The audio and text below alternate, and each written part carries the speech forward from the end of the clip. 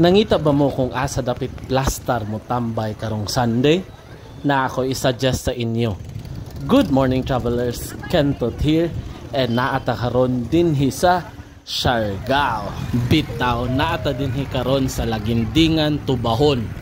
Kay chill kaayo ang vibes dinhi. Duplins dagat, hangin, ilalom sa kalubihan. Usually sa gaanhi dinhi, gadala sila og food kay para mag food trip daplin sa dagat.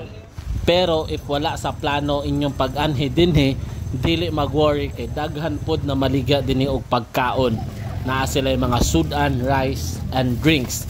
And kanipon ilang famous na kinason na dapat jud ninyo tilawan. Trending kani siya sa Facebook.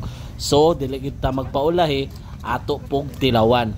And ang ilang serving sa ilang kinason is 100 pesos per pack. So kaning gagmay among gitilawan. And according nila ate, mo display sila from 4 p.m. to 8 p.m. every day. So dili lang gid day Sunday pwede ta mo tambay dinhi. Kung na may vacant time, pwede jud kaayo.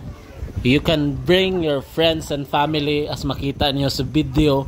Naga-chill ra gyud ang mga tapok dinhi. Na ay mga pamilya na nagdala sa ilang mga anak na which is lingaw kayo na naa sa kilid sa dagat.